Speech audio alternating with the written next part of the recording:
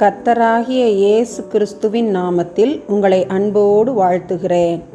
இன்று ஆண்டவர் நமக்கு தரும் அற்புத வார்த்தை 1 சாமுவேல் 12:11. உங்கள் சத்துருக்களின் கைக்கும் உங்களை நீங்களாக்கி இரட்சித்தார். 1 Samuel 12:11. God delivered you out of the hand of your enemies on every side.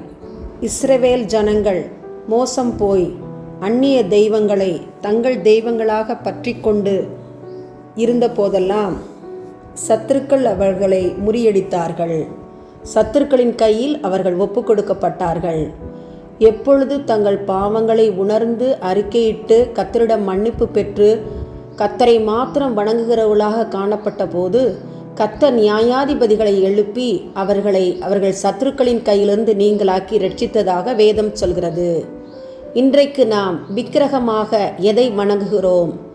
செல்போனா, சினிமாவா, சீரியல்களா, அல்லது அநித்தியமான பாவ சந்தோஷங்களில் உழன்று கொண்டிருக்கிறோமா? அப்படி காணப்பட்டால் நாம் நம்முடைய சத்துருக்களின் கையில் ஒப்பு கொடுக்கப்படுவோம். கர்த்தரை நோக்கி நம் இருதயத்தை திருப்புவோம்.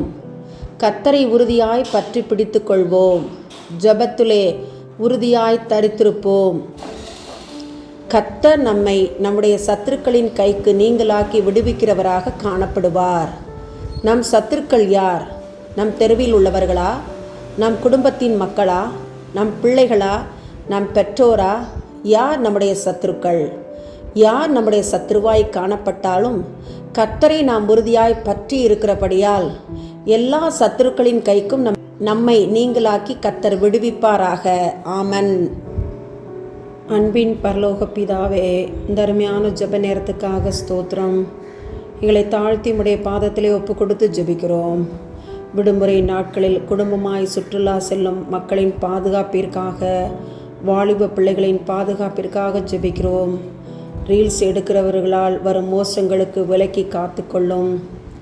வெள்ளம் இவற்றால் ஏற்படும் மோசங்களுக்கு விலக்கி இரட்சித்தருளும். நீர்வீழ்ச்சியில் குளிப்பதினால் ஏற்படும் மோசங்களுக்கு விலக்கி இரட்சித்தருளும். ஒரே குடும்பத்தைச் சேர்ந்த 6 பேர் வெள்ளத்தில் அடித்து செல்லப்பட்டு கொல்லப்பட்ட நிகழ்ச்சியை நினைத்து வேதனைப்படுகிறோம், வருத்தப்படுகிறோம். அந்த குடும்பங்களின் ஆறுதலுக்காக ஜெபிக்கிறோம். தேவனாகிய கர்த்தர் சுற்றுலா செல்பவர்களை போக்கிலும் வரத்திலும் காத்துக்கொள்ளும். உம்மை நம்பி ஜீவிக்கிற பிள்ளைகளை கைவிடாதேயும். அற்புதங்களை அதிசயங்களை செய்தருளும். அவர்களை பாதுகாத்தருளும். உன்னதமானவரின் மறைவிற்குள், கண்மலையின் மறைவிற்குள்ளாய் மறைத்து கொள்ளும். இயேசுவின் மூலம் பிதாவே. ஆமன்.